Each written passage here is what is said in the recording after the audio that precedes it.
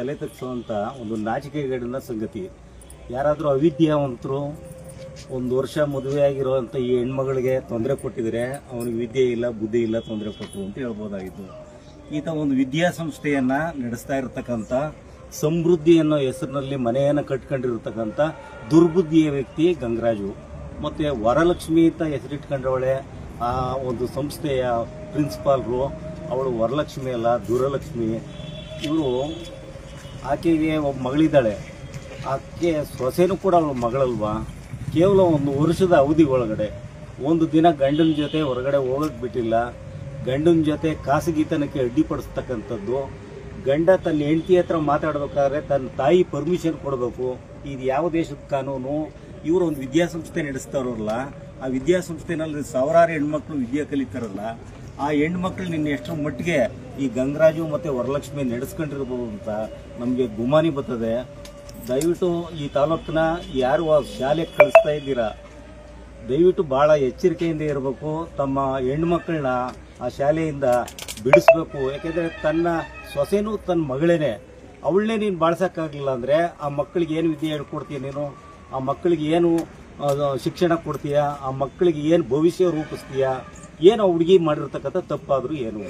ಇದು ಕೇವಲ 1 ವರ್ಷದೊಳಗಡೆ 10 ಬಾರಿ ನ್ಯಾಯಗಳು, 10 ಸಾರಿ ಪೊಲೀಸ್ ಸ್ಟೇಷನ್ನು, ಮಹಿಳಾ ಆಯೋಗ ಇದೆಲ್ಲ ಹೋದರೂ ಇದು ತಿದ್ದುಪಡಿ ಆಗಲಿಲ್ಲ. ಇದೇನು ಯಾರೂ ಸರಿ ಮಾಡದೇ ಇರೋವಂಥ ಸಮಸ್ಯೆ ಅಲ್ಲ. ಒಂದು ಗಂಡು ಹೆಣ್ಣಿನ ವಿಚಾರನ ಅವ್ರ ಖಾಸಗಿತನಕ್ಕೆ ಯಾಕೆ ಧಕ್ಕೆ ಬರ್ತೀರಾ? ಅವ್ರ ತಂದೆ ತಾಯಿಗಳಿಗೆ ಮಾನಸಿಕವಾಗಿ ಹಿಂಸೆ ಕೊಡ್ತೀರಾ? ನಿಮ್ಮ ದುರುದ್ದೇಶ ನನಗೆ ಅರ್ಥ ಆಯಿತು. ಏನು ಈ ಹುಡುಗಿಯ ತಂದೆ ತಾಯಿಗಳಿದ್ದಾರೆ, ಆ ಹುಡುಗಿಗೆ ಒಬ್ಬ ಅಣ್ಣ ಇದ್ದ, ಆಕ್ಸಿಡೆಂಟಲ್ಲಿ ಆತ ತೀರೋಯ್ತಾನೆ. ಈ ಸಮಸ್ತ ತಂದೆ ತಾಯಿಗಳಿಗೆ ಈಕೆ ಒಬ್ಬಳೇ ಹೆಣ್ಮಗಳು.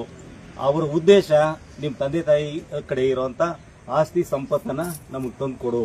ಅದು ಇನ್ಯಾರಿಗೆ ಹೋಗ್ಬೇಕು? ಇವಾಗಲೇ ತಂದು ಕೊಡು, ವರದಕ್ಷಿಣೆ ತಂದು ಕೊಡು. ಈ ಥರ ಪೀಡಿಸ್ತಕ್ಕಂಥದ್ದು ಇವ್ರಿಗೆ ನಾಚಿಕೆ ಆಗಬೇಕು. ಏನಾಗಿದೆ ಇವತ್ತು ಇವ್ರಿಗೆ? ತಿನ್ನಕ್ಕೆ ಅನ್ನ ಇಲ್ವಾ? ನೆಮ್ಮದಿ ಇಲ್ವಾ? ಆ ಹುಡುಗಿಗೆ ಯಾಕೆ MBA ಪದವಿದಾರೆ, ಅವಳ ನೆಮ್ಮದಿಗೆ ಯಾಕೆ ಭಂಗ ತತ್ತೀರಾ? ಮನೆ ಒಳಗಡೆ ಕೂಡಾಕ್ಬಿಟ್ಟು ಆಚೆ ಹೋಗೋವಂಥದ್ದು ಏನು? ಇಂಥ ಸ್ಥಿತಿ ಈ ದೇಶದಲ್ಲಿ ಇದೆಯಾ? ಮಹಿಳಾ ಕಾನೂನುಗಳು ಎಲ್ಲೋದು? ನಮ್ಮ ಮಹಿಳಾ ಆಯೋಗದ ಅಧ್ಯಕ್ಷರ ಗಮನಕ್ಕೂ ಅವ್ರು ತಂದವ್ರೆ, ನಾಗಲಕ್ಷ್ಮಿ ಚೌಧರಿ ಅವ್ರ ಗಮನಕ್ಕೆ. ನನಗೆ ತಿಳಿದಿರೋಷ್ಟು ಮಟ್ಟಿಗೆ ಇವತ್ತು ಪೊಲೀಸ್ ಸ್ಟೇಷನ್ಗೆ ಹೋದ ತಕ್ಷಣ ಗಂಡ ಹೆಂಡತಿ ವಿಚಾರದಲ್ಲಿ, ಅತ್ತೆ ಮಾವನ ವಿಚಾರದಲ್ಲಿ ತಕ್ಷಣ ಕಂಪ್ಲೇಂಟ್ ರಿಜಿಸ್ಟರ್ ಮಾಡಲ್ಲ. ಅವರು ಒಂದಿಷ್ಟು ಕಾಲಾವಕಾಶ ಕೊಟ್ಟು ಇವರು ತಿದ್ದುಕೊಳ್ಳೋಕ್ಕೆ ಅವ್ರಿಗೆ ಬುದ್ಧಿ ಬರ್ಬೋದು, ಇವತ್ತಲ್ಲ ನಾಳೆ ಆ ಕುಟುಂಬದ ಹಿರಿಯರ ಮಾತು ಕೇಳ್ಬೋದು ಅಂತ ಸಾಕಷ್ಟು ಕಾಲಾವಕಾಶಗಳನ್ನ ಪೊಲೀಸ್ ಸ್ಟೇಷನಲ್ಲೂ ಕೊಟ್ಟವ್ರೆ, ಮಹಿಳಾ ಆಯೋಗದಲ್ಲೂ ಕೊಟ್ಟವ್ರೆ.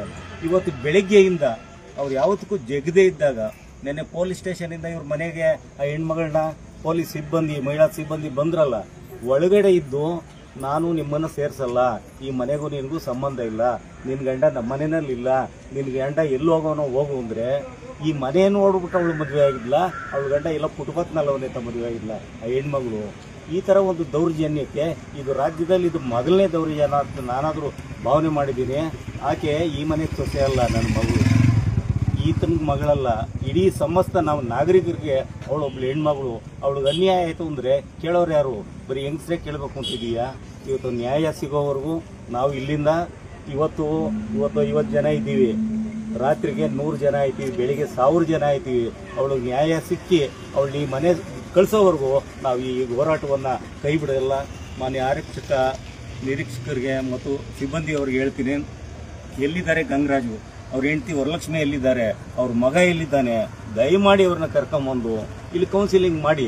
ಹುಡುಗಿ ತಪ್ಪಾಗಿದೆಯಾ, ಹುಡುಗನ ತಪ್ಪಾಗಿದೆಯಾ, ಅತ್ತೆ ತಪ್ಪಾಗಿದೆಯಾ, ಮಾವನ ತಪ್ಪಾಗಿದೆಯಾ, ಇಲ್ಲ ಬೀಗ ದೀಪ್ತಿ ತಪ್ಪಾಗಿದೆಯಾ, ಏನು ಯಾರ್ದಾದ್ರೂ ಒಂದು ಕಡೆ ತಪ್ಪಿರ್ಬೋದು, ಅದನ್ನು ಕೌನ್ಸಿಲಿಂಗ್ ಮಾಡಿ ಅದನ್ನು ಸರಿ ಮಾಡಿ ಆಕೆಗೆ ಒಂದು ಬಾಳು ಕೊಡಬೇಕು. ಆ ದೃಷ್ಟಿಯಿಂದ ನಮ್ಮ ಮನೆ ಮಗಳಿಗೆ ಅನ್ಯಾಯ ಆಗಿದೆ ಅಂತ ನಾವು ಈ ಪ್ರತಿಭಟನೆ ಮಾಡ್ತಾ ಇದ್ದೀವಿ. ಇದು ಯಾವುದೇ ವಿರುದ್ಧ ವೈಯಕ್ತಿಕವಾದ ಪ್ರತಿಭಟನೆ ಅಲ್ಲ, ಅಥವಾ ಯಾರನ್ನೋ ಜೈಲಿಗೆ ಕಳಿಸ್ಬೇಕು ಅನ್ನೋ ಪ್ರತಿಭಟನೆ ಅಲ್ಲ. ಅವ್ರ ಸಂಸಾರ ಸರಿ ಹೋಗ್ಬೇಕು ಅನ್ನೋದರ ಪರವಾಗಿ ನಾವೆಲ್ಲ ಇಲ್ಲಿ ಸೇರಿದ್ದೀವಿ. ಇವತ್ತು ಬೆಳಿಗ್ಗೆಯಿಂದ ಅವರ ಶಾಲೆ ಮುಂದೆ ಪ್ರತಿಭಟನೆನ ಮಾಡಿದ್ರು, ಸಾಕಷ್ಟು ಪ್ರತಿಭಟನೆ ಆದರೂ ಯಾರೊಬ್ಬರೂ ಅಲ್ಲಿ ಬರಲಿಲ್ಲ. ಇವತ್ತು ಶಾಲೆನೂ ಮುಚ್ಚಿದಾಗ ಬೀದಿನಲ್ಲಿ ಏನು ಮಾಡ್ತಾರೆ? ಅವ್ರ ಮನೆ ಬಾಗಿಲಿಗೆ ಬಂದವ್ರೆ. ಇದನ್ನು ಈ ಹೋರಾಟ ನಾಳೆ ತಾಲೂಕು ಕಚೇರಿಗೆ ಹೋಗುತ್ತೆ, ನಾಡಿದ್ದು ಪೊಲೀಸ್ ಸ್ಟೇಷನ್ಗೆ ಹೋಗುತ್ತೆ, ನಾಡಿದ್ದು ವಿಧಾನಸೌಧಕ್ಕೆ ಹೋಗುತ್ತೆ, ಜಿಲ್ಲೆಗೂ ಹೋಗ್ತದೆ, ಇಡೀ ರಾಜ್ಯದ ಗಮನ ಸೆಳೀತದೆ. ಅದಕ್ಕೆಲ್ಲ ಅವಕಾಶ ಮಾಡಿಕೊಡಬಾರ್ದು. ಆದ್ದರಿಂದ ಮಾಧ್ಯಮದ ಮುಖಾಂತರ ನಾವು ಪ್ರಾರ್ಥನೆ ಮಾಡ್ತಕ್ಕಂಥದ್ದು, ಸನ್ಮಾನ್ಯ ಗಂಗರಾಜ್ ಅವರಿಗೆ, ಒಂದು ಶಿಕ್ಷಣ ಸಂಸ್ಥೆಯ ಸಂಸ್ಥಾಪಕರು ಮತ್ತು ಆ ಶಿಕ್ಷಣ ಸಂಸ್ಥೆಯ ಪ್ರಾಂಶುಪಾಲರು ವರಲಕ್ಷ್ಮಿ ಅವರು, ನೀವು ಎಲ್ಲರಿಗೂ ಬುದ್ಧಿ ಹೇಳಬೇಕಾದವರು, ನೀವು ಯಾಕೆ ಈ ದುರ್ಬುದ್ಧಿ ಕಲಿತೀರಾ? ನಿಮ್ಮ ಮನೆಗೆ ಸಮೃದ್ಧಿ ಅಂತ ಹೆಸರಿಟ್ಟಿದ್ದೀರಲ್ಲ, ಈ ದುರ್ಬುದ್ಧಿ ಇರೋರು ಯಾಕೆ ಸಮೃದ್ಧಿ ಅಂತ ಹೆಸರಿಟ್ಕೊಂಡ್ರಿ? ಅದಕ್ಕೆ ಬೇರೆ ಏನಾದರೂ ಬೇರೆ ಹೆಸರಿಡಿ.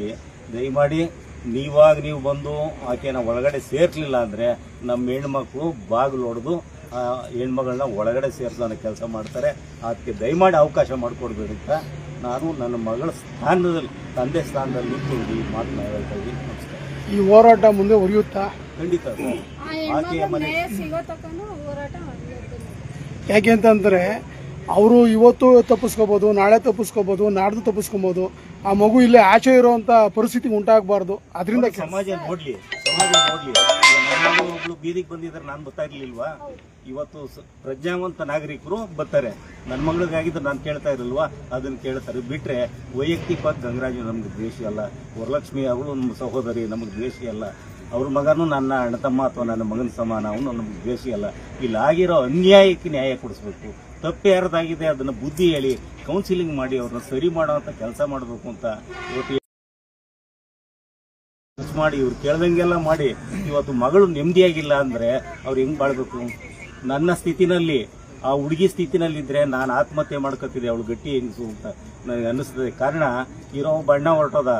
ನಾನು ಆತ್ಮಹತ್ಯೆ ಮಾಡ್ಕೊಂಡ್ರೆ ಈ ಸ್ಥಿತಿನಲ್ಲಿ ನನ್ನ ಕುಟುಂಬಕ್ಕೆ ಯಾರಾಗ್ಬೋದು ಅಂತ ದೊಡ್ಡ ಮನಸ್ಸು ಮಾಡೋಳೆ ಅವಳು ವಿದ್ಯಾವಂತೆ.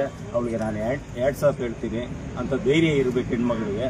ಅವಳು ನನ್ನ ಗಂಡನ ಜೊತೆ ನನ್ನ ಬಾಳಕ್ಕೆ ಅವಕಾಶ ಮಾಡ್ಕೊಡಿ ಅಂತ ಪರಿಪರಿಯಾಗಿ ಕೇಳ್ತಾವಳಲ್ಲ.